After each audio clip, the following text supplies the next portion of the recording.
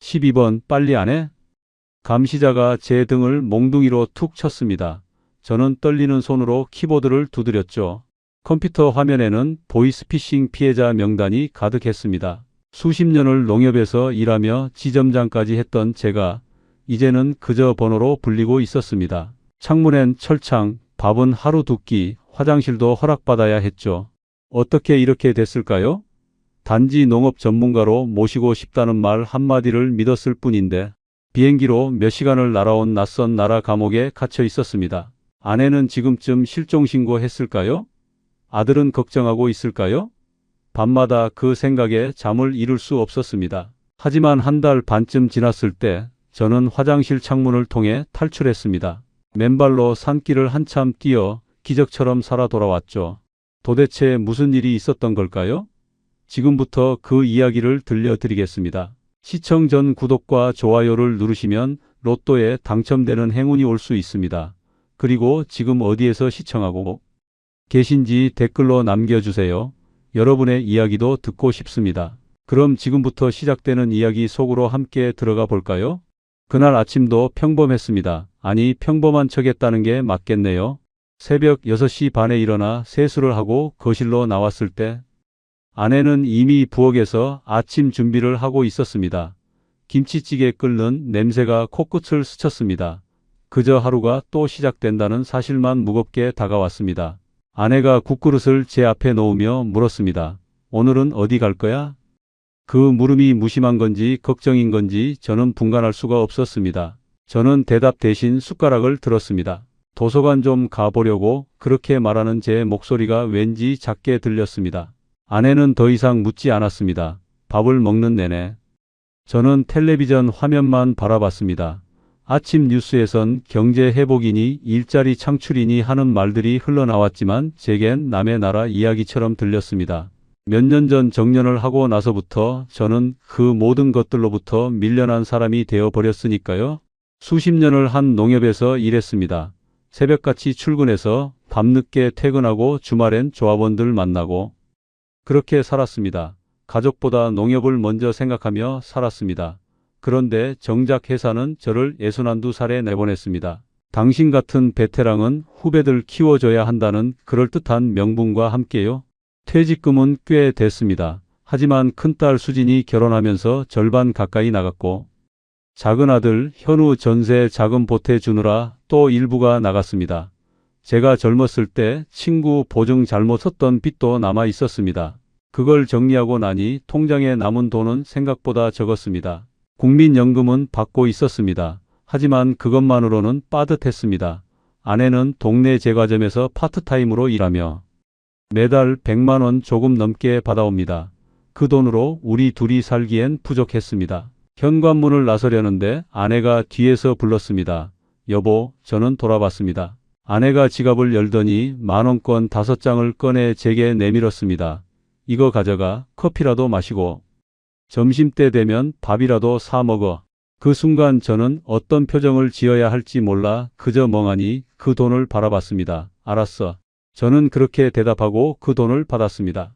엘리베이터 안에서 저는 거울에 비친 제 얼굴을 봤습니다. 흰머리가 많이 섞였고 눈가엔 주름이 깊었습니다. 하지만 제일 견디기 힘든 건 그 눈빛이었습니다. 생기라곤 찾아볼 수 없는 그 텅 빈 눈빛. 저는 고개를 돌렸습니다. 아파트 단지를 나와 버스 정류장으로 걸어갔습니다. 평일 아침 거리엔 출근하는 사람들로 붐볐습니다. 정장을 입은 젊은 직장인들이 빠른 걸음으로 지나갔습니다. 저는 그 사람들 사이에서 혼자 느리게 걸었습니다. 마치 시간이 다르게 흐르는 세계에 사는 사람처럼요. 예전엔 저도 저렇게 바쁘게 움직였는데 이젠 갈 곳이 없으니 천천히 걸을 수밖에 없었습니다. 도서관 성인 열람실은 벌써 사람들로 가득했습니다. 저처럼 갈 곳 없는 중년 남자들이 신문을 보거나 졸고 있었습니다. 저는 구석자리에 앉아 구인구직 신문을 펼쳤습니다. 매일 보는 신문이었지만 오늘도 펼쳤습니다. 경비원 모집 나이 제한 있음, 주차관리원 모집 체력 좋은 분, 배달기사 모집 오토바이 면허 필수 하나같이 제게 맞지 않는 조건들이었습니다. 설령 나이 제한이 없다 해도 저는 경쟁에서 밀렸습니다. 체력도 없고 기술도 없고 젊은 사람들처럼 빨리 배우지도 못했으니까요. 저는 수십 년 동안 농협에서 일했지만 정작 농협 밖에선 아무것도 할 줄 아는 게 없는 사람이었습니다. 옆자리에 앉은 남자가 한숨을 푹 쉬었습니다. 저도 모르게 그쪽을 쳐다봤습니다. 저와 비슷한 나이로 보이는 남자였습니다. 남자가 제 시선을 느꼈는지 고개를 돌려 눈이 마주쳤습니다. 서로 씁쓸하게 웃었습니다. 말을 하지 않아도 알 수 있었습니다. 우리는 같은 처지라는 것을요. 점심시간이 됐습니다. 도서관 밖으로 나와 근처 분식집에 들어갔습니다. 칼국수 한 그릇을 시켰습니다. 값은 얼마 안 했지만 그마저도 아까웠습니다. 칼국수 김이 모락모락 올랐지만 입맛은 없었습니다. 혼자 먹는 밥은 왜 이렇게 목이 메는지 모르겠습니다. 식사를 마치고 다시 거리로 나왔습니다. 어디로 갈까 하다가 공원 쪽으로 발걸음을 옮겼습니다. 벤치에 앉아 사람들을 구경했습니다. 유모차를 끌고 가는 젊은 엄마들, 친구들과 뛰어노는 아이들, 강아지 산책을 나온 사람들, 모두가 자기 삶을 살고 있었습니다. 저만 여기서 멈춰 선 것 같았습니다. 오후 4시쯤 집으로 돌아왔습니다. 빈집이 저를 맞았습니다. 신발을 벗고 거실에 들어서는데 가슴이 답답했습니다. 저는 소파에 주저앉아 천장을 바라봤습니다. 이렇게 하루가 또 갑니다. 내일도 모레도 이럴 겁니다. 도대체 언제까지 이렇게 살아야 하는 걸까요? 그때 스마트폰이 울렸습니다. 모르는 번호였습니다. 원래는 모르는 번호는 받지 않는데 오늘은 할 일이 없으니 전화라도 받고 싶었습니다. 여보세요. 전화기 너머로 밝은 목소리가 들렸습니다. 평경선 지점장님이시죠? 저는 글로벌 시니어 컨설팅 대표 이동훈이라고 합니다. 지점장님 프로필을 보고 연락드렸는데요. 혹시 지금 통화 가능하신가요? 글로벌 시니어 컨설팅 그 단어에 저는 귀를 쫑긋 세웠습니다.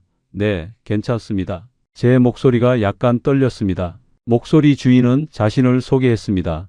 자기네는 시니어 전문 컨설팅 회사를 운영하는데 해외 농업 프로젝트에서 경험 많은 한국 관리자를 찾고 있다고 했습니다. 특히 농협 경력이 있는 분을 우대한다고 했습니다. 저는 가슴이 두근거리기 시작했습니다. 어떤 일인가요? 제가 물었습니다. 현지 농업인들 관리하고 한국 투자자들 응대하는 일입니다. 지점장님 같은 분이면 충분히 하실 수 있어요. 급여도 월 450만 원 이상 드립니다. 그 말을 듣는 순간 제 손이 떨렸습니다. 월 450만 원. 하지만 저는 조심스러웠습니다. 요즘 사기가 많잖아요. 그렇게 말했더니 상대방이 웃었습니다. 당연히 그렇게 생각하실 수 있죠. 그래서 저희는 면접 때 회사 소개를 자세히 해드립니다. 일단 저희 사무실로 한번 오실 수 있으세요? 서울에 있습니다. 오셔서 직접 보시고 판단하세요. 억지로 권하지 않습니다. 그 말이 오히려 저를 안심시켰습니다. 직접 보라는 건 떳떳하다는 뜻 아닙니까? 저는 일정을 물었습니다. 내일 오전 10시 어떠세요? 네, 좋습니다. 전화를 끊고 나서 저는 한참을 멍하니 앉아 있었습니다. 이게 진짜일까? 혹시 사기는 아닐까? 하지만 동시에 희망도 생겼습니다. 만약 진짜라면 저는 다시 일을 할 수 있는 겁니다. 가족들에게 당당해질 수 있는 겁니다. 저녁에 아내가 돌아왔습니다. 현관문 여는 소리에 저는 부엌으로 갔습니다. 저녁을 먹으면서 저는 아내에게 말했습니다. 여보, 나 내일 면접 보러 간다. 아내가 숟가락을 멈추고 저를 봤습니다. 면접? 어디서? 목소리에 걱정이 섞여 있었습니다. 글로벌 시니어 컨설팅이라는 데서 연락이 왔어. 해외 농업 프로젝트인데 나 같은 농협 경력자를 찾는데 월 450은 준다고 하더라고. 아내의 얼굴에 걱정이 스쳤습니다. 해외? 그런데 요즘 사기 많다던데. 나도 알아. 그래서 내일 직접 가서 확인하고 올 거야. 이상하면 안 하면 되지. 저는 최대한 침착하게 말했습니다. 아내는 더 이상 말하지 않았습니다. 그냥 조심해. 그 한마디만 남기고 다시 밥을 먹었습니다. 그날 밤 잠이 잘 오지 않았습니다. 내일 갈 회사 생각에 머릿속이 복잡했습니다. 혹시 이게 제 마지막 기회는 아닐까? 이번에도 안 되면 저는 정말 아무것도 할 수 없는 사람이 되는 건 아닐까? 그런 생각들이 저를 잠들지 못하게 했습니다. 늦게 꿈을 꿨습니다. 제가 다시 농협 지점장실에 앉아 있는 꿈이었습니다. 직원들이 와서 결제를 받고 조합원들이 와서 인사를 했습니다. 저는 그 꿈속에서 행복했습니다. 그곳에서만큼은 제가 누군가에게 필요한 사람이었으니까요. 그런데 갑자기 사무실이 텅 비었습니다. 저 혼자만 남았습니다.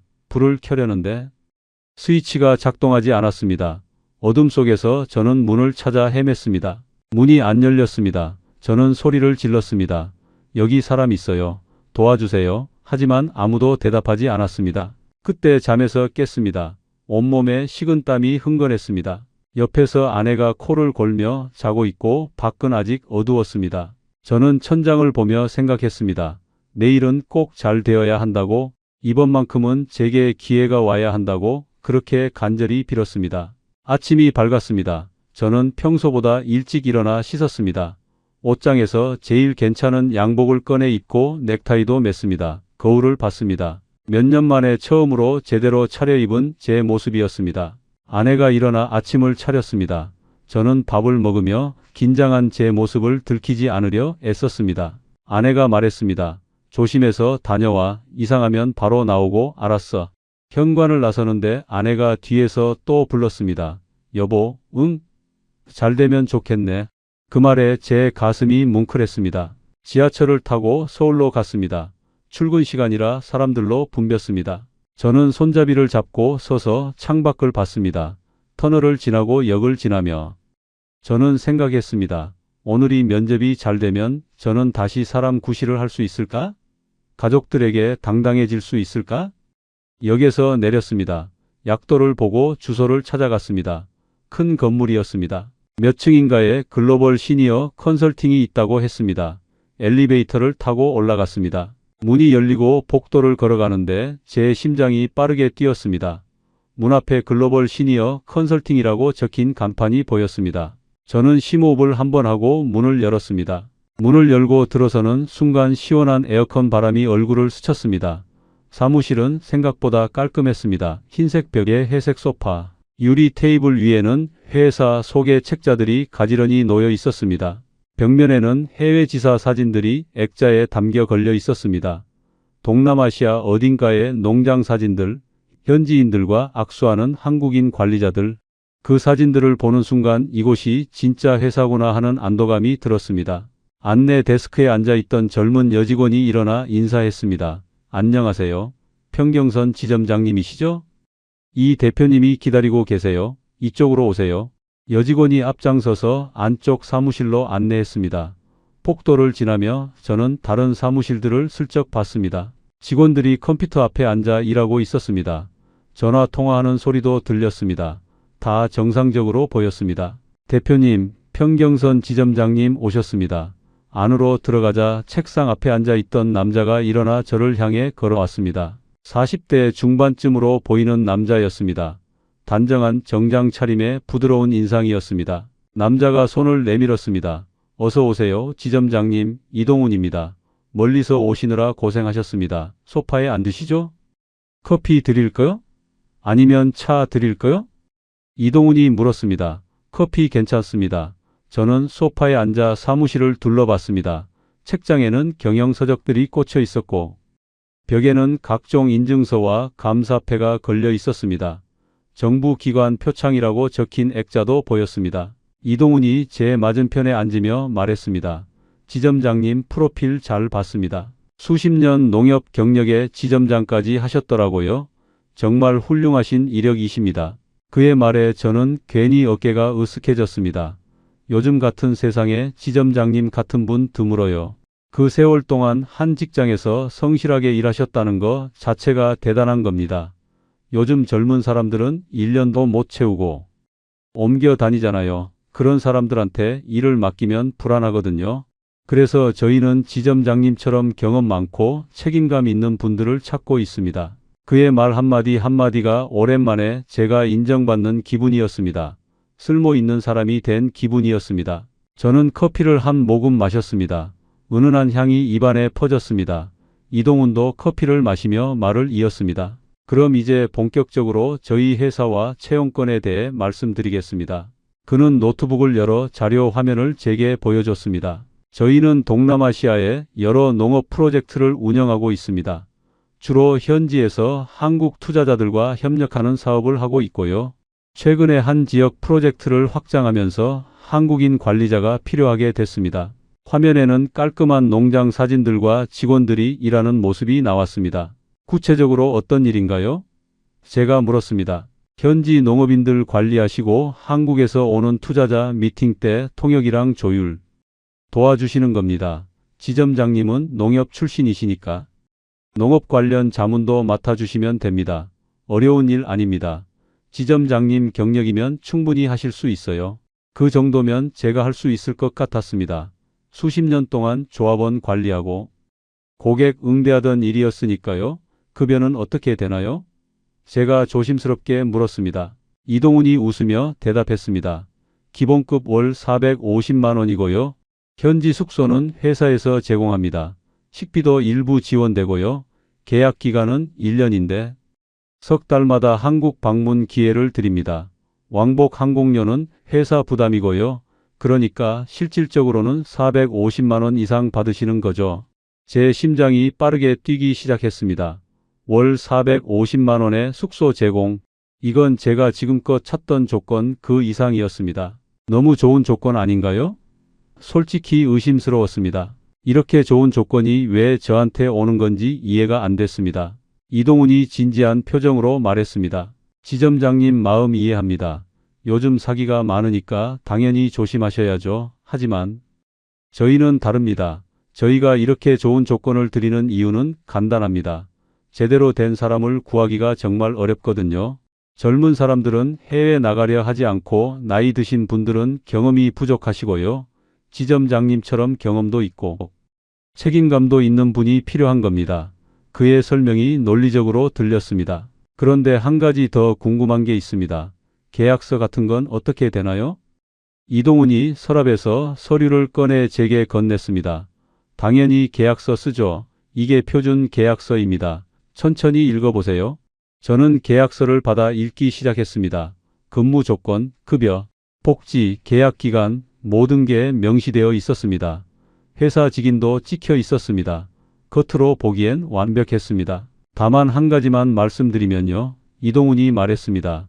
이 자리는 경쟁이 좀 있습니다. 사실 지점장님 말고도 다른 분들이 지원하셨거든요. 그래서 빨리 결정하시는 게 좋을 것 같습니다.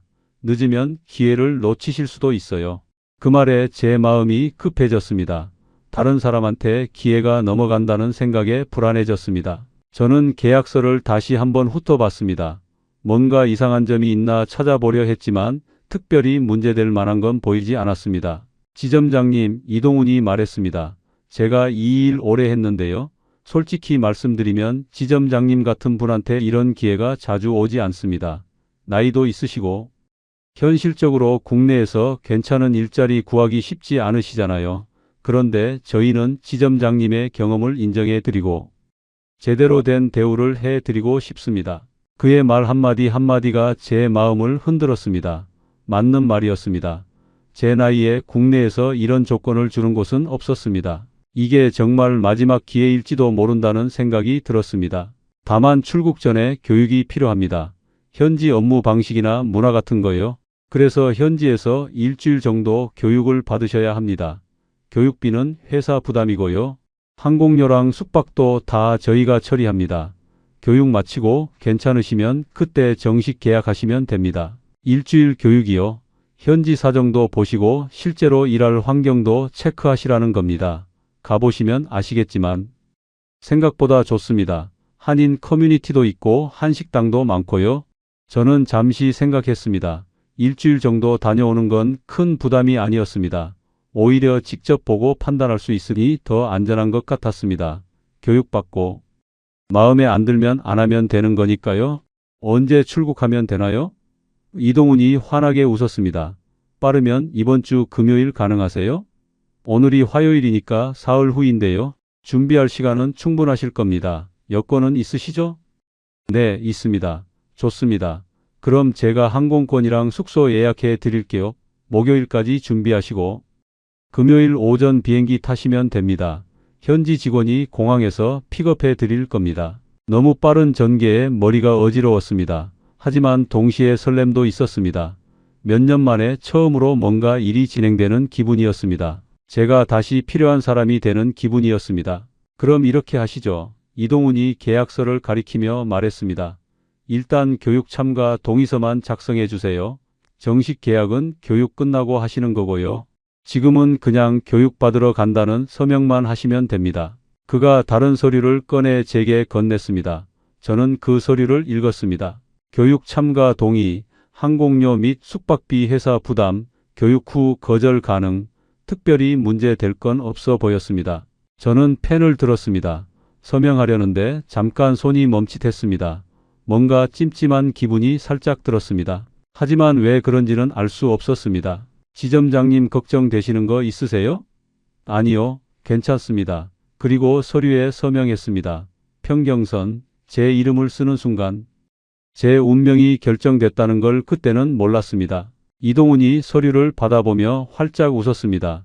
현명한 선택하셨습니다. 후회 안 하실 겁니다. 제가 목요일에 항공권이랑 필요한 서류 이메일로 보내드릴게요. 궁금하신 거 있으시면 언제든 연락 주시고요. 저는 일어나 인사했습니다. 감사합니다. 잘 부탁드립니다. 악수를 나누고 사무실을 나왔습니다. 엘리베이터를 타고 내려오는데 가슴이 두근거렸습니다. 드디어 일을 하게 됐다. 기분이 좋았습니다. 건물을 나와 지하철역으로 걸어가는데 발걸음이 가벼웠습니다. 몇 년 만에 처음으로 미래에 대한 희망이 생겼습니다. 집에 돌아가면 아내한테 이 소식을 전해야겠다고 생각했습니다. 그날 저녁 아내한테 면접 결과를 말했습니다. 합격했어. 금요일에 동남아 가서 일주일 교육받고 오면 돼. 아내가 놀란 표정으로 물었습니다. 벌써? 너무 빠른 거 아니야? 괜찮은데 맞아? 괜찮은 것 같아. 저는 오늘 본 것들을 설명했습니다. 제대로 된 회사 사무실이었고 직원들도 있었고 계약서도 다 있었다고요. 교육받고 마음에 안 들면 안 하면 되니까 걱정하지 말라고 했습니다. 아내는 여전히 걱정스러운 표정이었지만 더 이상 반대하지 않았습니다. 조심해서 다녀와 그 말만 남겼습니다. 그날 밤 저는 오랜만에 편하게 잠들었습니다. 내일부터 준비해야 할 것들을 생각하며 잠이 들었습니다. 여권 챙기고 옷 챙기고 세면 도구 챙기고 마치 출장 가는 것처럼 설렜습니다. 목요일 오후에 이동훈한테서 이메일이 왔습니다. 항공권이 첨부되어 있었고 현지 일정표도 함께 있었습니다. 금요일 오전 10시 인천공항 출발, 현지 오후 도착, 공항에서 피아퐁이라는 현지 직원이 픽업한다고 적혀 있었습니다. 호텔 주소와 교육 장소 주소도 상세하게 나와 있었습니다. 저는 이메일을 프린트해서 가방에 넣었습니다. 일주일치 옷과 세면, 도구, 필기도구, 여권, 지갑, 그리고 만약을 위해 비상금으로 현금 50만 원을 챙겼습니다. 아내가 옆에서 지켜보더니 말했습니다. 여보, 정말 조심해. 이상하면 바로 연락하고 걱정 마. 일주일 금방 가. 다녀와서 맛있는 거 사줄게. 아내가 씁쓸하게 웃었습니다. 맛있는 건 무사히만 돌아와. 금요일 아침이 밝았습니다. 저는 새벽 6시에 일어나 준비했습니다. 공항 가려면 여유 있게 출발해야 했습니다. 현관을 나서는데 아내가 제 팔을 잡았습니다. 아내의 눈에 걱정이 가득했습니다. 꼭 연락해. 매일 전화해주고 알았어. 걱정 마. 공항으로 가는 버스 안에서 저는 창밖을 봤습니다. 아침 햇살이 따뜻했습니다. 새로운 시작을 하기에 딱 좋은 날씨였습니다. 저는 이번 기회를 잘 살려야 한다고 다짐했습니다. 인천공항에 도착해서 체크인을 하고 출국 심사를 받았습니다. 여권에 도장이 찍혔습니다. 이제 정말 가는구나 실감이 났습니다. 탑승구로 가는 길에 면세점을 지나쳤습니다. 사람들이 쇼핑하는 모습이 보였습니다. 저는 돌아올 때 아내 선물을 사야겠다고 생각했습니다. 비행기가 이륙하고 창밖으로 한국이 점점 작아졌습니다. 저는 그 모습을 보며 생각했습니다. 잘 다녀올 거야. 잘 될 거야. 비행 시간은 몇 시간 정도였습니다. 기내식을 먹고 잠을 잤습니다. 꿈을 꿨습니다. 제가 농장 사무실에서 일하는 꿈이었습니다. 현지 직원들이 저를 보고 인사했습니다. 저는 자신감 있게 일을 지시했습니다. 기분 좋은 꿈이었습니다. 기장의 안내 방송이 들렸습니다. 곧 공항에 도착합니다. 저는 눈을 떴습니다. 창밖을 보니 낯선 땅이 보였습니다. 초록색 들판과 군데군데 보이는 건물들, 동남아시아였습니다. 몇 시간 후 공항에 도착했습니다. 비행기에서 내리자마자 뜨거운 열기가 얼굴을 쳤습니다. 한국과는 전혀 다른 습한 더위였습니다. 셔츠가 금세 땀에 젖었습니다. 입국 심사를 받고 짐을 찾아 도착장으로 나왔습니다. 도착장에는 많은 사람들이 있었습니다. 픽업 나온 사람들이 팻말을 들고 서 있었습니다. 저는 제 이름이 적힌 팻말을 찾았습니다. 평경선, 그 이름을 든 남자가 보였습니다. 동남아시아 사람으로 보이는 30대 남자였습니다. 저는 그쪽으로 다가갔습니다. 평경선 씨 맞으십니까? 남자가 한국말로 물었습니다. 네, 맞습니다. 제가 대답했습니다. 남자가 환하게 웃으며 손을 내밀었습니다. 반갑습니다. 형님, 저는 피아퐁이라고 합니다. 제가 모시고 갈 겁니다. 저는 그의 손을 잡았습니다. 악수를 나누며 저는 안도했습니다. 차는 밖에 있습니다. 이쪽으로 오세요. 공항을 나와 주차장으로 갔습니다. 햇빛이 너무 강렬했습니다. 선글라스를 끼지 않았더니 눈이 부셨습니다. 하얀색 벤이 서 있었습니다. 저는 차에 올랐습니다. 에어컨이 시원했습니다. 창밖으로 낯선 풍경이 지나갔습니다. 야자수가 늘어선 도로, 오토바이를 탄 사람들, 노점상들, 모든 게 신기했습니다. 호텔까지 1시간 정도 걸립니다. 피곤하시죠? 피아퐁이 말했습니다. 조금요. 호텔 가서 쉬세요. 저녁에 제가 다시 모시러 갈게요. 이 대표님이 저녁 식사 함께 하자고 하셨어요. 차는 시내로 들어갔습니다. 건물들이 많아졌습니다. 그런데 점점 건물들이 낡아 보이기 시작했습니다. 차창 밖 풍경이 점점 외곽 같아 보였습니다. 저기 호텔이 시내에 있다고 들었는데 이상했습니다. 피아퐁이 백미러로 저를 보며 웃었습니다.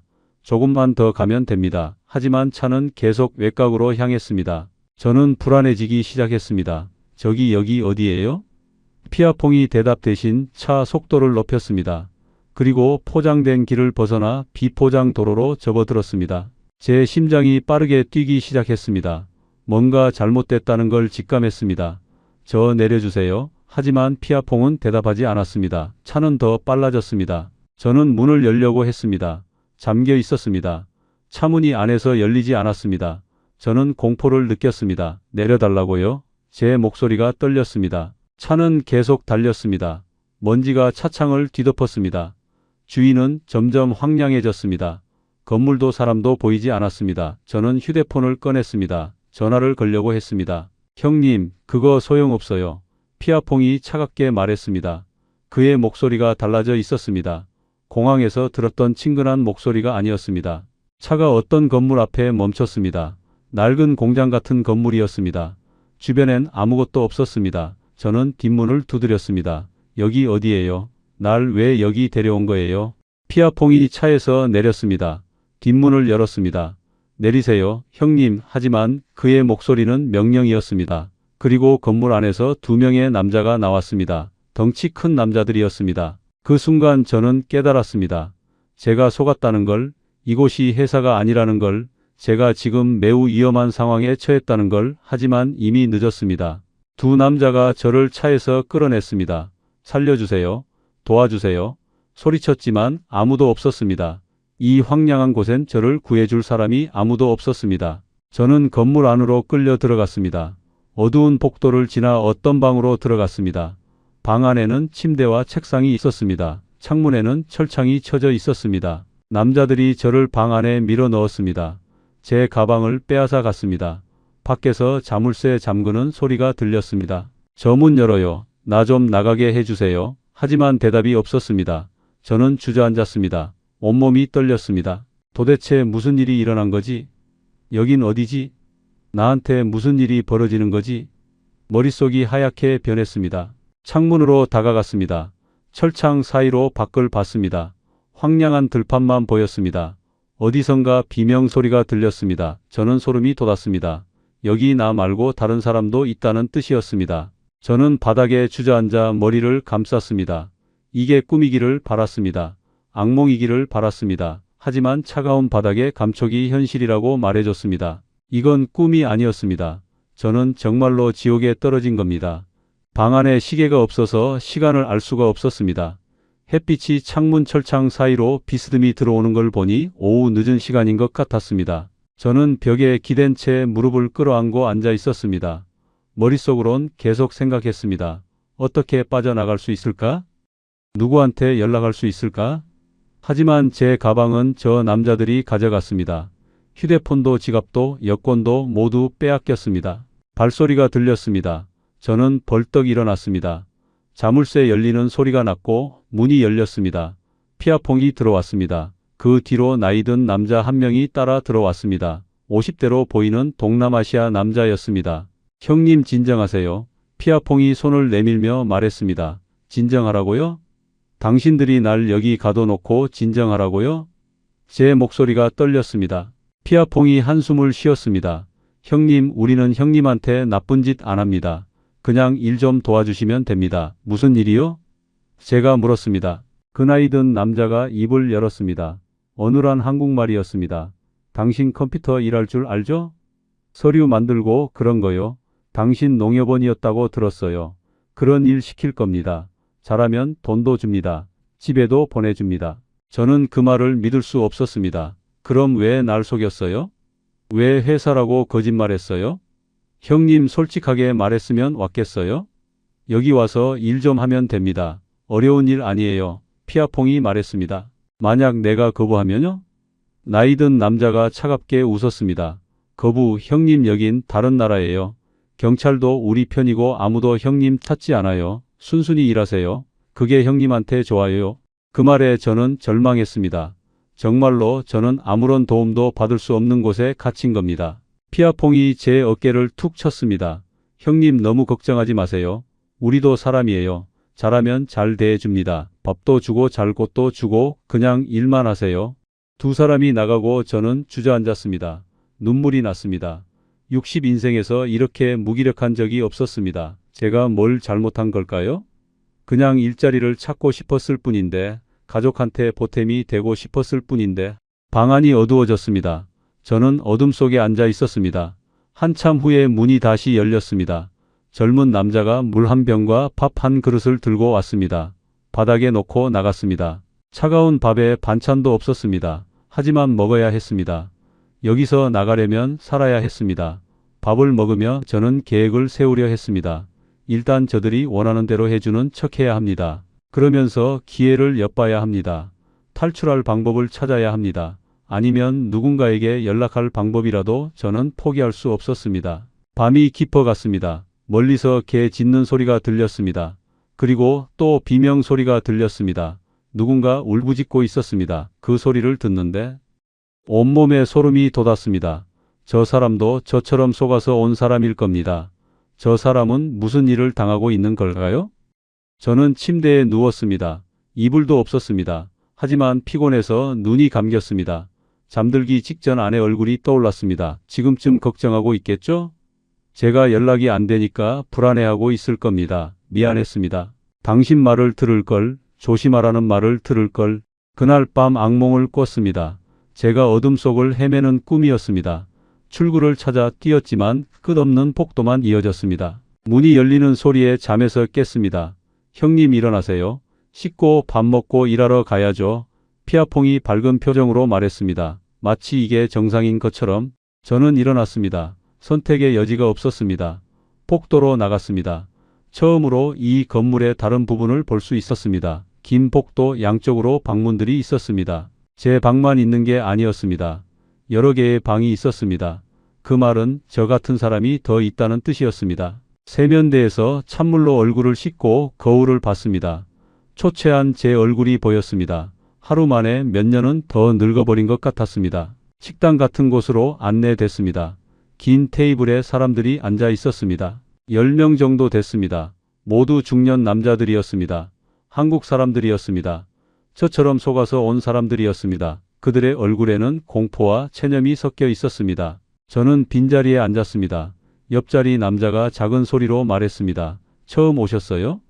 저는 고개를 끄덕였습니다. 그가 쓸쓸하게 웃었습니다. 저도 한 달쯤 전에 왔어요.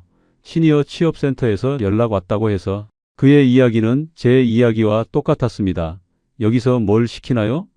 제가 물었습니다. 그가 주위를 살피더니 더 작은 소리로 말했습니다. 보이스피싱이요?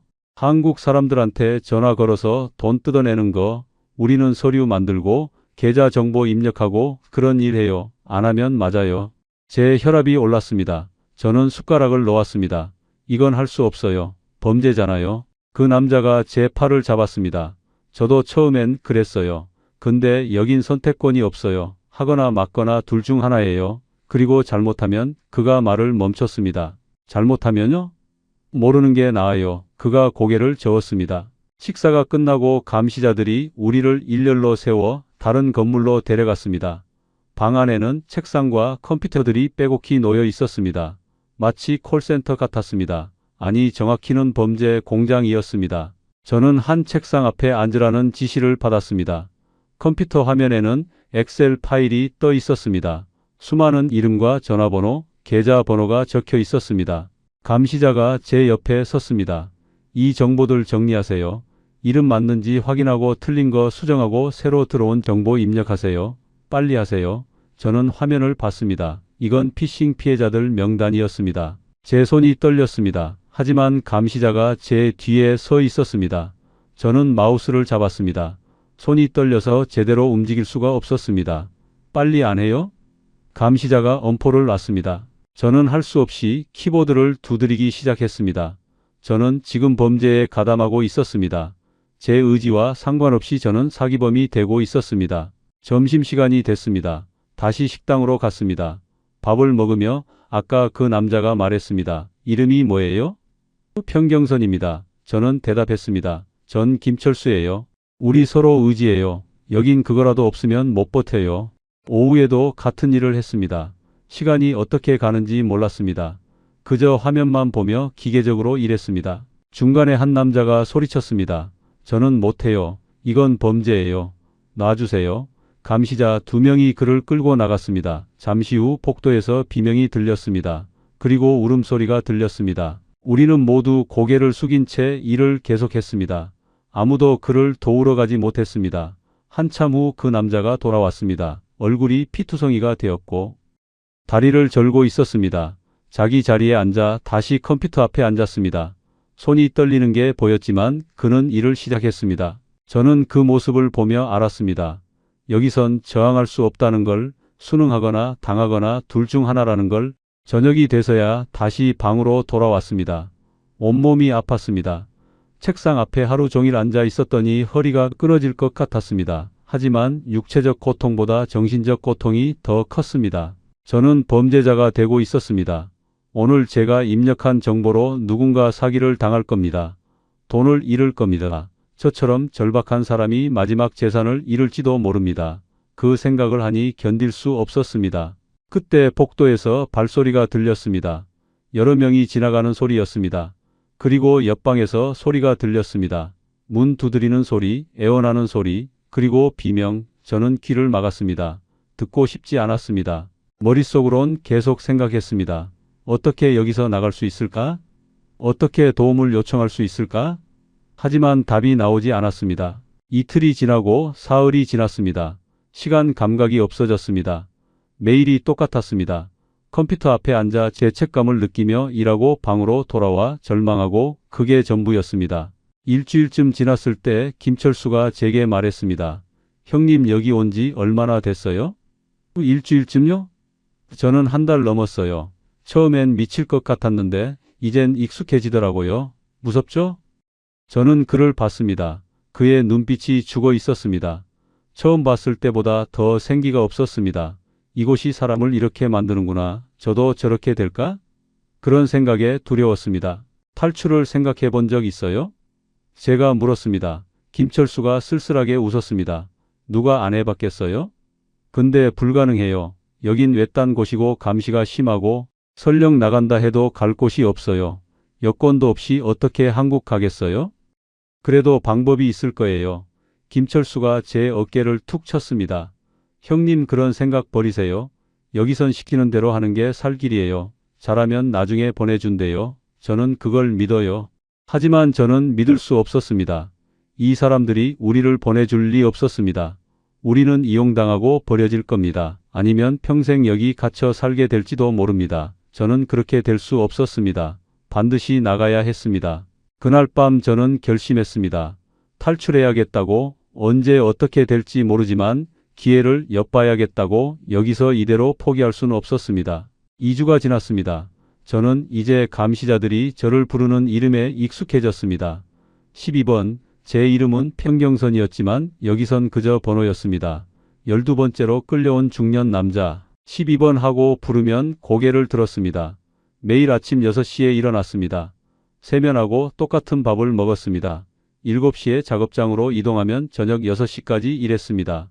점심시간 1시간 빼고는 쉬는 시간이 없었습니다. 화장실 가는 것도 허락을 받아야 했습니다. 하루 11시간을 컴퓨터 앞에 앉아 죄를 지었습니다. 피싱 대상자 명단을 정리하고 계좌 정보를 입력하고 송금 내역을 기록했습니다. 때로는 가짜 서류를 만들기도 했습니다. 공문서처럼 보이는 문서들을요. 금융감독원 명의로 된 허위 문서, 검찰청 문서, 경찰청 문서, 제 농협원 경력이 이렇게 악용될 줄은 몰랐습니다. 제가 만든 문서로 누군가 속고 있을 겁니다. 그 생각을 하면 견딜 수 없었지만 계속해야 했습니다. 작업장에는 저 말고도 15명 정도가 있었습니다. 모두 한국 남자들이었습니다. 나이는 대부분 50대에서 60대까지였습니다. 저처럼 재취업이나 사업 기회에 속아 온 사람들이었습니다. 어떤 사람은 해외 투자 설명회에 간다고 했다가 납치됐다고 했습니다. 어떤 사람은 지인 소개로 좋은 일자리가 있다며 왔다가 이렇게 됐다고 했습니다. 수법은 달랐지만 결과는 같았습니다. 우리는 모두 이곳에 갇혔습니다. 감시자는 모두 현지인들이었습니다. 교대로 우리를 감시했습니다. 항상 2~3명이 작업장에 있었습니다. 그들은 몽둥이를 들고 서 있었습니다. 누가 태만하거나 말을 안 들으면 가차없이 때렸습니다. 저는 맞지 않으려고 시키는 대로 했습니다. 살아남으려면 그래야 했습니다. 어느 날 새로운 사람이 왔습니다. 60이 넘어 보이는 남자였습니다. 얼굴이 창백했고 눈빛이 흔들리고 있었습니다. 방금 도착한 게 분명했습니다. 감시자가 그를 빈 책상 앞에 앉혔습니다. 저는 그를 봤습니다. 2주 전 제 모습이 떠올랐습니다. 그때 저도 저렇게 겁에 질려 있었습니다. 점심시간에 그 남자가 제 옆에 앉았습니다. 손이 떨려서 숟가락을 제대로 잡지 못하고 있었습니다. 저는 작은 목소리로 말했습니다. 천천히 드세요. 시간 있어요. 그가 저를 봤습니다. 여긴 어디예요? 어떻게 된 거예요? 그의 목소리가 떨렸습니다. 저는 주위를 살폈습니다. 최대한 작게 말했습니다. 여긴 보이스피싱 조직 아지트예요. 우리는 일 시키려고 끌려온 거예요. 빠져나갈 방법은 없어요. 시키는 대로 하세요. 안 그러면 맞아요. 그 남자의 얼굴이 더 하얗게 변했습니다. 안 돼요. 저는 못해요. 집에 가야 해요. 아내가 아파요. 그가 울먹였습니다. 저는 그의 팔을 잡았습니다. 진정하세요. 여기서 흔들리면 더 힘들어져요. 일단 살아야 해요. 살아야 나갈 방법을 찾죠. 하지만 그 남자는 오후 작업 시간에 일을 거부했습니다. 저는 이런 거 못해요. 사람들 돈 빼앗는 일이잖아요. 나 보내주세요. 그가 소리쳤습니다. 감시자들이 달려와 그를 끌고 나갔습니다. 복도에서 비명이 들렸습니다. 둔탁한 소리가 반복됐습니다. 제 손이 떨렸습니다. 키보드를 치는 손이 멈췄습니다. 옆에 있던 김철수가 작게 말했습니다. 계속하세요. 가만히 있으세요. 1시간 후 그 남자가 돌아왔습니다. 얼굴이 피범벅이었습니다. 한쪽 눈이 퉁퉁 부어 있었습니다. 다리를 절고 있었습니다. 감시자가 그를 자리에 앉혔습니다. 다시 한번 거부하면 다음엔 더 세게 때린다고 경고했습니다. 그 남자는 울면서 일을 시작했습니다. 저는 그 모습을 보며 가슴이 아팠습니다. 그날 밤 방으로 돌아와 누웠습니다. 천장을 보며 생각했습니다. 저는 얼마나 더 여기 있어야 할까요? 집에 제가 연락이 안 된 지 몇 주가 지났습니다. 아내는 실종 신고를 했을까요? 생각할수록 답답했습니다. 저는 일어나 창문으로 갔습니다. 철창을 흔들어 봤습니다. 꿈쩍도 하지 않았습니다. 단단하게 박혀 있었습니다. 그때 복도에서 발소리가 들렸습니다. 저는 재빨리 침대로 돌아가 누웠습니다. 자는 척했습니다. 발소리가 제 방 앞에서 멈췄습니다. 문틈으로 불빛이 들어왔습니다. 누군가 안을 들여다보고 있었습니다. 저는 숨을 죽였습니다. 잠시 후 발소리가 멀어졌습니다. 어느 날 피아퐁이 작업장에 들어와 저를 불렀습니다. 12번 형님 이리 와봐요. 저는 긴장하며 일어났습니다. 무슨 일인지 몰라 불안했습니다. 복도로 나갔습니다. 피아퐁이 담배를 피우며 말했습니다. 형님 일 잘하시네요. 실수도 없고 빠르고 보스가 만족해 하셔요. 저는 대답하지 않았습니다. 칭찬받을 일이 아니었으니까요. 그래서 형님한테 좋은 제안이 있어요. 무슨 제안이요? 피아퐁이 웃었습니다. 형님이 우리 팀에 정식으로 합류하는 거예요. 그러면 대우가 달라져요. 방도 좋은 곳으로 옮겨주고 식사도 더 좋은 거 주고 돈도 줘요. 한 달에 100만 원 정도는 받을 수 있어요. 제가 왜 그래야 하죠? 피아퐁이 어깨를 으쓱했습니다. 어차피 형님은 여기 있잖아요. 빠져나갈 수 없어요. 그럼 차라리 편하게 사는 게 낫지 않겠어요? 우리랑 같이 일하면 대접받아요. 아니면 계속 감금돼서 강제로 일하거나요? 거절합니다. 저는 그렇게 말했습니다. 저는 그렇게 살 수 없어요. 피아퐁의 얼굴이 굳었습니다. 형님 후회할 거예요. 기회는 한 번뿐이에요. 다시는 이런 제안 안 해요. 상관없어요. 저는 범죄자가 되고 싶지 않아요. 작업장으로 돌아와 자리에 앉았습니다. 손이 떨렸습니다. 방금 거절한 게 잘한 일일까요? 아니면 더 큰 화를 부른 걸까요? 모르겠습니다. 하지만 제 마지막 자존심만큼은 지키고 싶었습니다. 설령 이곳에 갇혀 있어도 스스로 그들의 편이 되고 싶지는 않았습니다. 그날 저녁 식사 시간에 평소보다 음식이 적게 나왔습니다. 그리고 제 앞에만 반찬이 없었습니다. 밥과 국만 덜렁 놓여 있었습니다. 제가 제안을 거절했으니 벌을 주는 거였습니다. 저는 항의하지 않았습니다. 그러면 더 심해질 테니까요. 다음 날부터 제 노동 시간이 늘었습니다. 다른 사람들은 저녁 6시에 끝났지만 저는 8시까지 일해야 했습니다. 일부러 저를 괴롭히는 거였습니다. 하지만 저는 이를 악물고 버텼습니다. 여기서 무너지면 정말 끝이라는 걸 알았습니다. 한 달이 지났습니다. 어느 날 작업장에 새로운 사람이 들어왔습니다. 우리처럼 끌려온 남자가 아니었습니다. 양복을 입은 중년 남자였습니다. 보스인 것 같았습니다. 그가 작업장을 둘러보며 감시자들과 이야기했습니다. 그러다 저를 봤습니다. 피아퐁에게 뭔가 물었습니다. 피아퐁이 저를 가리키며 뭐라고 대답했습니다. 보스가 제게 다가왔습니다. 당신이 제안 거절한 사람이에요? 그가 한국말로 물었습니다. 저는 고개를 끄덕였습니다. 그가 비웃었습니다. 자존심 센 사람이네요. 좋아요. 그럼 계속 그렇게 사세요. 하지만 기억하세요. 여기선 자존심이 밥 먹여주지 않아요. 그가 돌아서서 감시자들에게 뭐라고 지시했습니다. 불길한 예감이 들었습니다.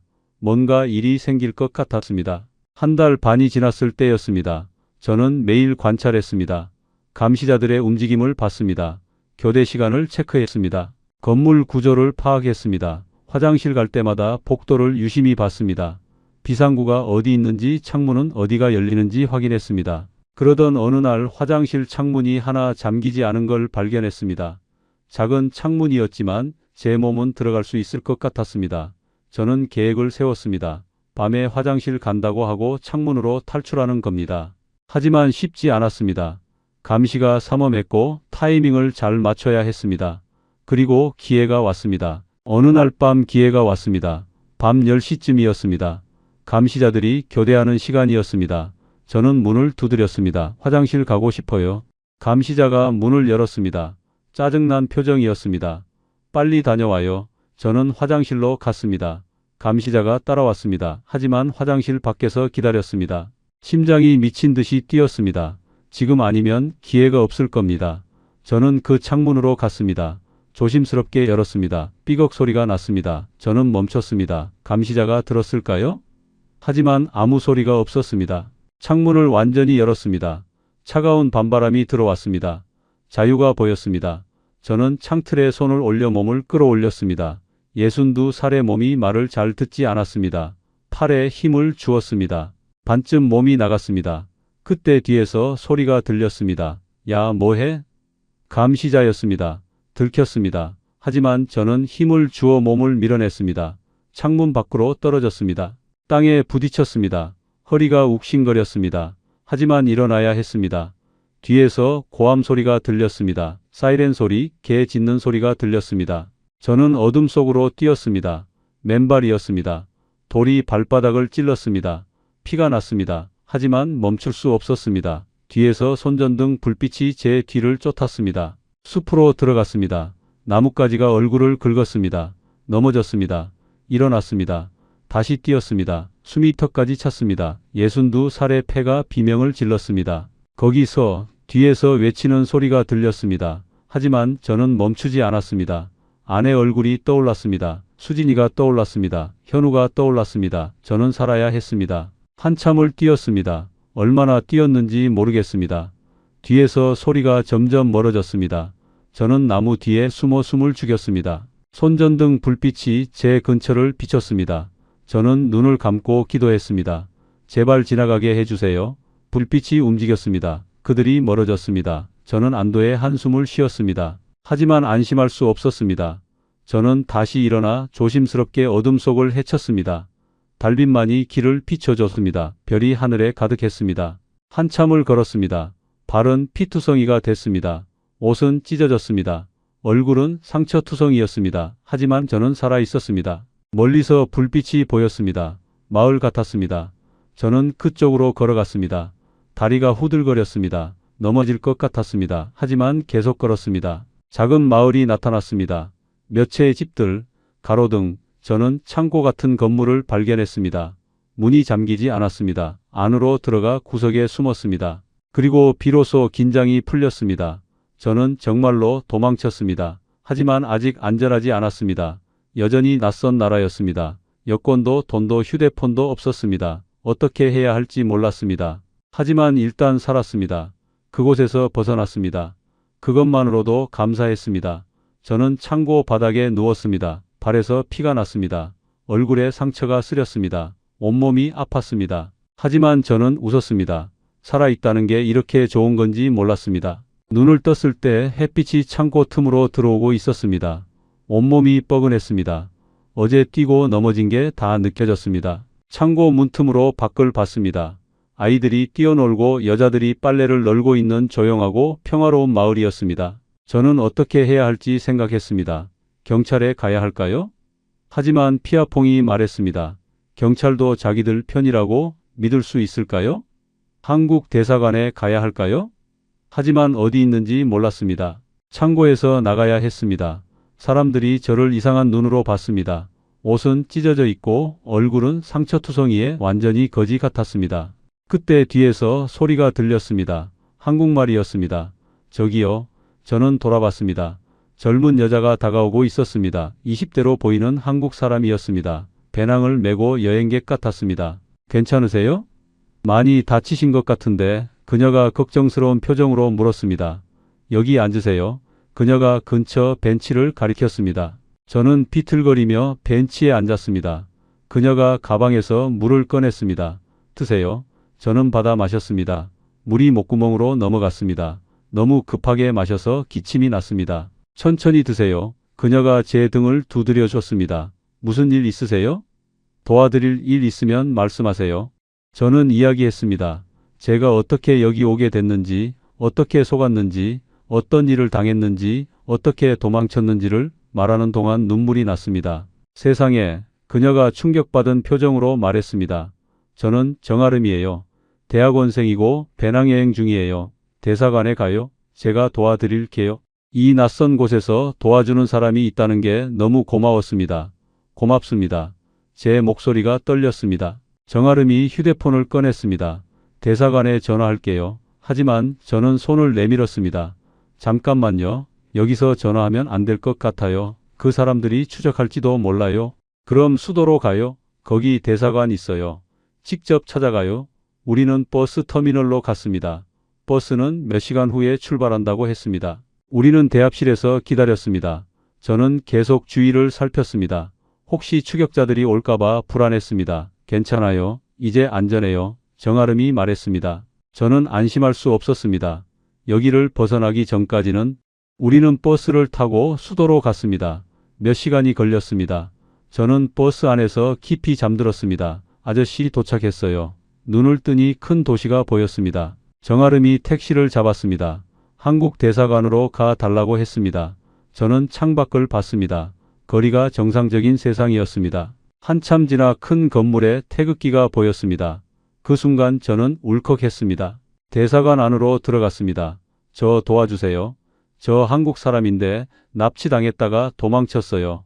직원이 놀란 표정으로 다른 직원을 불렀습니다. 곧 영사가 나와 저를 방으로 안내했습니다. 저는 다시 설명했습니다. 처음부터 끝까지 이동훈이라는 사람이 연락 왔던 것, 서울 사무실에 갔던 것, 계약서에 서명했던 것, 이곳에 도착해서 납치된 것, 보이스피싱 작업을 강요당한 것, 탈출한 것, 모든 걸 말했습니다. 영사는 심각한 표정으로 들었습니다. 일단 여권을 재발급해 드리겠습니다. 그리고 경찰에 신고하고 현지 당국과 협조해서 그 조직을 찾겠습니다. 가족분들에게도 연락드리겠습니다. 가족, 그 단어를 듣는 순간 제 눈에서 눈물이 쏟아졌습니다. 아내 얼굴이 떠올랐습니다. 가족분께 전화하세요. 영사가 전화기를 건넸습니다. 저는 떨리는 손으로 아내 번호를 눌렀습니다. 여보세요? 여보, 나야. 제 목소리가 떨렸습니다. 그리고 비명 같은 소리가 들렸습니다. 여보, 당신이야? 정말 당신이야? 아내가 울부짖었습니다. 우리는 한참 동안 울기만 했습니다. 한참 후에 아내가 말했습니다. 어디야? 괜찮아? 다친 데는 없어? 대사관이야. 괜찮아. 곧 돌아갈게. 조금만 기다려줘. 걱정했어. 정말 많이 걱정했어. 경찰에 신고하고 매일 전화했는데 소식이 없었어. 당신이 죽은 줄 알았어. 저는 가슴이 아팠습니다. 미안해 여보. 내가 잘못했어. 당신 말을 들을 걸 그랬어. 빨리 와. 기다릴게. 저는 한참 동안 전화기를 쥐고 있었습니다. 여권 재발급에 며칠 걸릴 겁니다. 그동안 안전한 곳에 머물러야 합니다. 숙소를 마련해 드리겠습니다. 그리고 병원에 가셔야겠어요. 상처 치료 받으시고 건강검진 받으세요. 영사가 말했습니다. 저는 고개를 끄덕였습니다. 그리고 물었습니다. 저랑 같이 갇혀 있던 사람들은요? 구출할 수 있나요? 최선을 다하겠습니다. 현지 경찰과 협조해서 그곳을 찾아내겠습니다. 하지만 쉽지 않을 겁니다. 저는 답답했습니다. 김철수, 그리고 다른 사람들, 그들은 아직 거기 있습니다. 하루빨리 구출해야 합니다. 대사관에서 나왔습니다. 어떻게 됐어요? 정아름이 물었습니다. 여권 재발급 받고 며칠 후에 한국 갈 수 있대요. 다행이에요. 정아름이 웃었습니다. 정말 고맙습니다. 당신이 아니었으면 저는 어떻게 됐을지 몰라요. 당연한 일했을 뿐이에요. 무사히 돌아가세요. 저는 정아름의 손을 꼭 잡았습니다. 사흘을 병원에 있었습니다. 병원에서 의사가 말했습니다. 영양실조 상태고 탈수 증상이 있어요. 상처도 감염됐네요. 치료하셔야겠어요. 몸은 조금씩 나아졌습니다. 상처도 아물었습니다. 하지만 마음의 상처는 쉽게 아물지 않았습니다. 밤마다 악몽을 꿨습니다. 다시 그 감옥에 갇힌 꿈이었습니다. 도망치려는데 다리가 움직이지 않는 꿈이었습니다. 감시자들이 쫓아오는 꿈이었습니다. 비명을 지르며 깼습니다. 식은땀을 흘리며 깼습니다. 영사가 병원에 왔습니다. 여권 나왔어요. 내일 한국 가실 수 있어요. 감사합니다. 한 가지 더 알려드릴 게 있어요. 현지 경찰이 그 장소를 급습했습니다. 하지만 이미 비어 있었어요. 그들이 눈치채고 철수한 것 같습니다. 피해자들도 다른 곳으로 옮긴 것 같고요. 제 가슴이 철렁했습니다. 김철수, 다른 사람들 구하지 못한 겁니다. 제 탈출 때문에 오히려 그들이 더 위험해진 건 아닐까? 죄책감이 몰려왔습니다. 너무 자책하지 마세요. 잘못이 아닙니다. 그리고 우리는 계속 찾을 겁니다. 국제 공조를 통해서라도 그 조직을 잡을 겁니다. 선생님의 증언이 큰 도움이 될 겁니다. 귀국하면 제가 아는 모든 걸 말하겠습니다. 그 사람들 얼굴, 장소, 수법 다 말하겠습니다. 반드시 잡아야 합니다. 다음 날 아침 공항에 갔습니다. 비행기를 보며 울컥했습니다. 창밖으로 그 나라가 점점 작아졌습니다. 악몽의 땅이 멀어졌습니다. 저는 눈을 감았습니다. 기장의 안내 방송이 들렸습니다.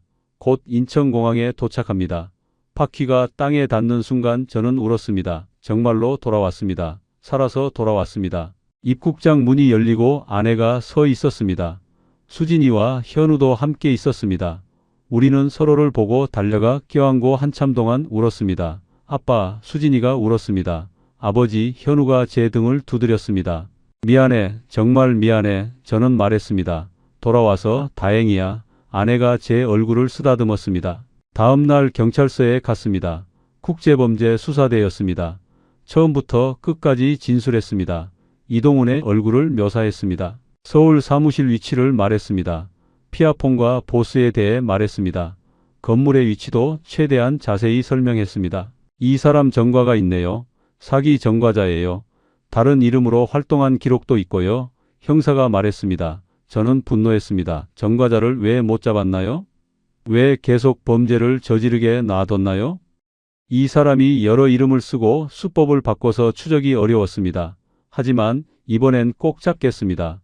서울 사무실은 이미 폐쇄됐다고 했습니다. 제가 실종된 후 빠르게 철수한 것 같다고 했습니다. 하지만 CCTV와 건물 기록을 조사하고 있습니다. 통신 기록도 추적 중입니다. 반드시 찾아낼 겁니다. 형사가 말했습니다. 집으로 돌아오는 길에 아내가 말했습니다. 당신 잘못이 아니야. 너무 자책하지 마. 내 잘못이야. 내가 욕심 부렸어. 아내가 제 손을 잡았습니다. 이제 그만 생각해. 돌아왔잖아. 그걸로 충분해. 며칠 동안 집에만 있었습니다. 밖에 나가기가 두려웠습니다. 사람들 만나는 게 무서웠습니다. 뉴스에 제 이야기가 나왔습니다.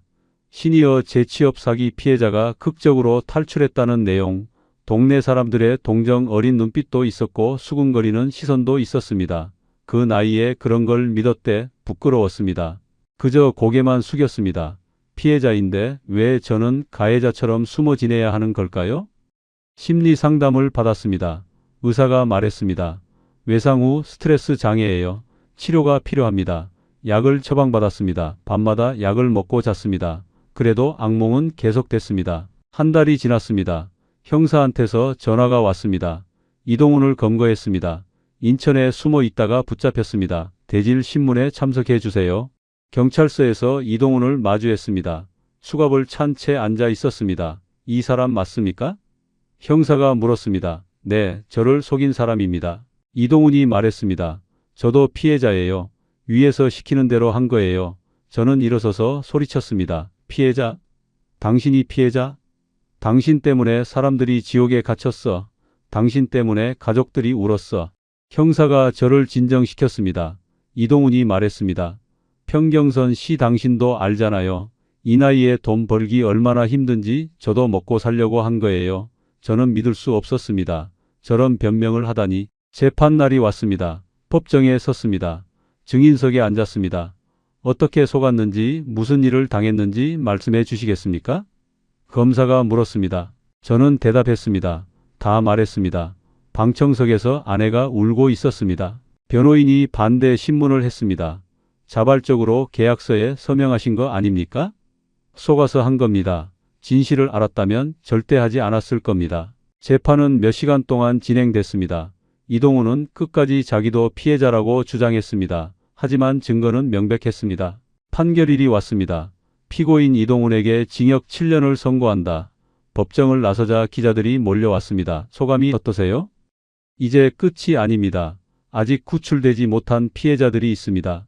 그들을 찾아야 합니다. 그리고 더 이상 이런 범죄의 피해자가 나오지 않도록 막아야 합니다. 저는 말했습니다. 석 달이 지났습니다. 저는 피해자 지원 단체와 함께 일하기 시작했습니다. 시니어 재취업 사기 예방 캠페인에 참여했습니다. 제 경험을 나누는 강연을 했습니다. 처음엔 부끄러웠습니다. 제 실패를 공개하는 게 두려웠습니다. 하지만 한 강연회에서 70이 넘은 할아버지가 말했습니다. 고맙습니다. 저도 비슷한 제안을 받았는데 선생님 이야기 듣고 거절했어요. 그 말을 듣는 순간 제 눈시울이 뜨거워졌습니다. 제가 한 명이라도 구한 겁니다. 어느 날 병원에서 연락이 왔습니다. 김철수 씨가 구출됐습니다. 평경선 씨를 만나고 싶어 합니다. 저는 병원으로 달려갔습니다. 김철수가 침대에 누워 있었습니다. 수척해져 있었지만 살아 있었습니다. 형님, 그가 저를 보고 울었습니다. 저는 그의 손을 잡았습니다. 살아 있어줘서 고맙습니다. 형님이 먼저 탈출하신 덕분에 저도 살 수 있었어요. 형님이 희망을 주셨어요. 우리는 한참을 울었습니다. 살아남은 자들의 눈물이었습니다. 1년이 지났지만 저는 여전히 악몽을 꿉니다. 하지만 조금씩 나아지고 있습니다. 오늘도 저는 한 고등학교에서 강연을 합니다. 안녕하세요. 저는 평경선입니다. 여러분께 제 이야기를 들려드리려고 합니다. 1시간 동안 말했습니다. 학생들은 숨죽이며 들었습니다. 선생님 무서우셨을 텐데 어떻게 용기를 냈어요? 한 학생이 물었습니다. 용기는 두려움이 없는 게 아니에요. 두려움 속에서도 해야 할 일을 하는 거예요. 저희가 뭘 도울 수 있어요? 부모님께 이 이야기를 해주세요. 낯선 제안을 조심하라고, 너무 좋은 조건은 의심하라고, 혼자 결정하지 말고 가족과 상의하라고. 그리고 저는 사기 수법 5가지를 설명합니다. 첫째, 당신만 특별하다고 합니다. 경력을 인정한다며 자존감을 자극합니다. 둘째, 급하게 결정하라고 합니다. 다른 사람 간다며 경쟁 심리를 유발합니다. 셋째, 너무 좋은 조건을 제시합니다. 현실적으로 불가능한 급여와 대우를 약속합니다. 넷째, 실제 사무실로 안심시킵니다. 사무실이 있다고 진짜 회사는 아닙니다. 다섯째, 작은 것부터 시작합니다. 일주일 교육이라며 낮은 리스크처럼 포장합니다. 이 5가지 중 하나라도 해당되면 의심하세요. 2 이상이면 거의 확실히 사기입니다. 강연이 끝났습니다. 학교를 나와 벤치에 앉아 하늘을 봤습니다. 그 일자리가 마지막 기회라고 믿었습니다. 하지만 그건 제가 저 자신을 버리던 순간이었습니다. 이제 저는 압니다. 진짜 용기는 의심에서 시작된다는 것을, 진짜 책임감은 가족과 함께 짊어지는 것이라는 것을, 진짜 가장은 도움을 청할 줄 아는 사람이라는 것을. 휴대폰이 울렸습니다. 여보, 저녁 뭐 먹을래? 아내였습니다. 당신이 끓여주는 된장찌개. 알았어, 일찍 와. 저는 일어나 걸어가며 다짐했습니다. 앞으로도 계속 말하겠다고, 제 이야기를 나누겠다고. 그게 제가 살아남은 이유라고 믿습니다. 62살의 지옥을 경험했지만 63세 다시 태어났습니다. 이제 저는 압니다. 인생의 마지막 기회 같은 건 없다는 것을, 내일이 새로운 기회라는 것을, 가장 중요한 건 살아있다는 것, 사랑하는 사람들과 함께 있다는 것. 여러분께 당부드립니다. 낯선 제안 앞에서 멈추세요. 너무 좋은 조건은 의심하세요. 혼자 결정하지 말고 가족과 상의하세요. 그리고 기억하세요. 나이가 들었다고 쓸모없는 게 아닙니다. 일자리가 없다고 가치가 없는 게 아닙니다. 당신의 존재 자체가 소중합니다. 이 이야기가 누군가에게는 경고가 되고 누군가에게는 위로가 되기를 바랍니다. 우리의 이 사연이 마음에 남았다면 좋아요를 눌러주세요. 그리고 소중한 사람들과 함께 이 이야기를 나눠주시길 바랍니다. 여러분의 한마디가 누군가에겐 큰 위로가 될 수 있습니다.